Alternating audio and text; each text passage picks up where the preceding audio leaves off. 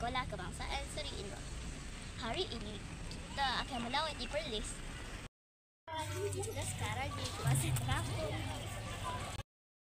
Hai, dan ada macam-macam ikan sini. Ada herbivore, ada cakotiau, ada macam-macam lagi. Sekarang kita nak jalan-jalan, jom. Kalau kita bawa anak-anak, nanti kita boleh bagi makanan ikan.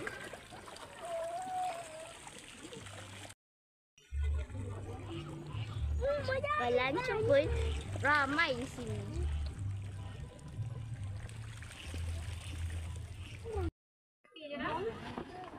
Nak sosis macam cakap. Salah street art. Nampak sekali. Sana pula. Ni dah. Saya ada berbuat. Tu tengok tu. Banyak lagi lukisan yang ada.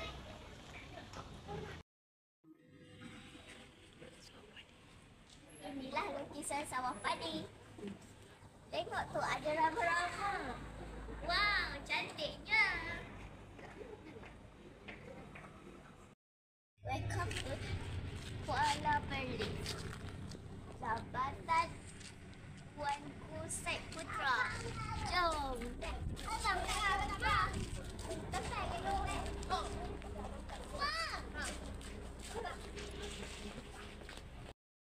Hai kawan-kawan, dekat sini pula ada bot macam-macam lagi. Tapi nama Titi ni panggil jambatan warna-warni.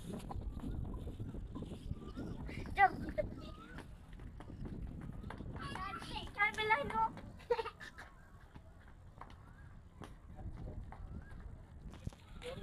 Ada rumah, ada macam-macam lagi kat sini. Naiklah dataran Urang Tegar. Tengok tu, ada wow, ada aiskrim, belon, macam-macam lagi.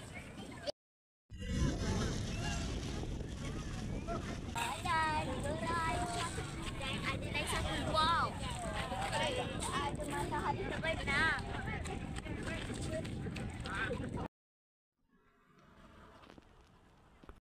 Apa nak tahu tak ada museum. Nama museum tu Museum Kota Kayang. Kita lihat dekat museum ni ada apa je? Ada apa? Jom. Wow. Ada topi dan pedang jemput.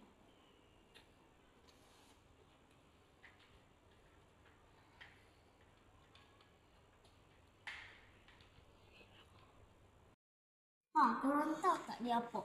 Ni bunga emas. Naiklah perahu ni. Perahu Candi Semarterurak. Ni tak berada. Tak lighter punya. Okay.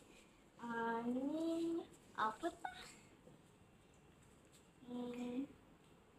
Masih ni tinggal dengan tempoh lama. Dah lama sangat.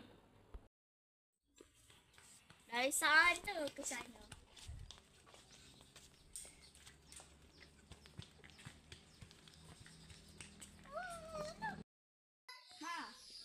Ni kereta lembu. Dan tu kereta kuda. Ni zaman dulu-dulu punya. Ni sampan dulu-dulu. Tengok tu. Sampan apa tu agak-agak? Tu replika bot menangkap ikan.